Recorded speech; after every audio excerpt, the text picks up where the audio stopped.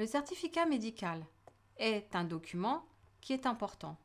Il a une orientation un petit peu qui peut être médico-légale. C'est-à-dire que le certificat médical, il est signé par le médecin.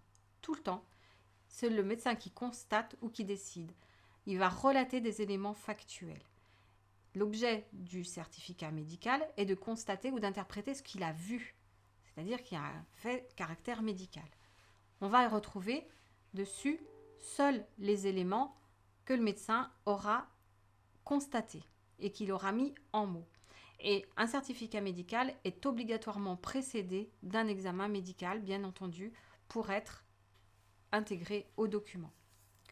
Il peut être saisi par la secrétaire médicale, mais il sera toujours signé par le médecin. Attention, les secrétaires médicaux n'ont pas l'autorisation de signer un document et encore moins un certificat médical qui peut être utilisé en justice. Donc, prudence. Le certificat médical ne peut être remis en main propre qu'au patient. C'est lui qui va le recevoir. Ou à son représentant légal, si c'est un enfant mineur par exemple, ou un majeur sous tutelle. Le certificat médical a donc cette dimension médico-sociale. On va distinguer deux types de certificat médical. Le certificat médical d'aptitude, c'est par exemple la non-contre-indication pour réaliser un sport. Votre centre sportif vous demandera pour se couvrir d'une éventuelle problématique. Ça, ce sont des certificats qu'on appelle d'aptitude. Pour le sport, en médecine du travail, vous êtes apte à occuper votre poste. Nous avons le second type de certificat médical qui est le certificat médical initial. C'est un écrit qui va formaliser une constatation médico-légale pour une personne qui s'estime victime d'un dommage corporel. Ce peut être par exemple une personne qui a été agressée dans la rue et qui a des signes physiques.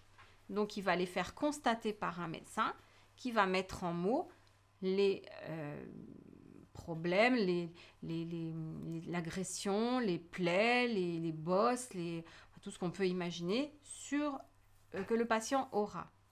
Donc, à chaque fois qu'il y a un traumatisme, même s'il est minime, et qui met en cause la responsabilité de quelqu'un, agression ou dans un accident, ça peut être ça peut ne pas être attentionnel, hein. On peut se faire bousculer par quelqu'un, tomber souvent ça arrive pour les enfants par exemple dans les cours d'école, un enfant qui tombe, il se casse les deux dents, on sait que la reconstruction dentaire coûte cher, eh bien on va avoir un certificat médical sur lequel le médecin va constater que l'enfant a eu les dents brisées et voilà, ça n'aura pas été fait intentionnellement, mais il y aura eu une atteinte physique à la personne. Donc, il doit être effectué, ce certificat médical, le plus tôt possible, bien évidemment, pour pouvoir voir la constatation des blessures.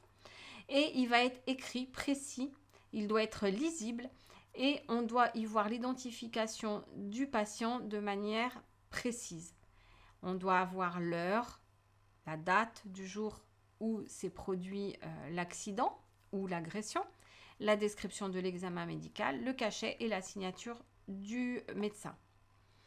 On retrouvera donc les éléments, le nom du médecin et sa fonction, c'est-à-dire si c'est médecin généraliste, si c'est un médecin des urgences, on retrouve la fonction du praticien, le nom, le prénom, la date de naissance du patient, le nom de naissance si c'est une dame qui est mariée par exemple, la constatation des blessures, des éléments médicaux, la contre-indication ou non de l'élément à l'origine du certificat médical si on est dans un certificat d'aptitude. La mention va être certificat. On a une mention un petit peu à connotation juridique, puisque le certificat médical, il est toujours fait à la demande de l'intéressé, c'est-à-dire du patient, ou des parents, des représentants légaux du patient s'il est mineur ou majeur sous tutelle. Donc on retrouvera à l'issue de la rédaction de ce certificat médical remis en main propre et rédigé à la demande de l'intéressé. La date et le lieu de remise du certificat médical, soit Lyon par exemple si on est sur Lyon, le 16 juin, voilà, et la signature et le cachet du certificat du praticien. Nous avons vu donc les certificats médicaux, donc sur ce cours, vous voyez qu'il en existe de nombreux. Nous allons passer au chapitre suivant pour aborder les ordonnances qui sont également des supports où nous allons écrire ou saisir des éléments en fonction de ce que le médecin vous aura demandé.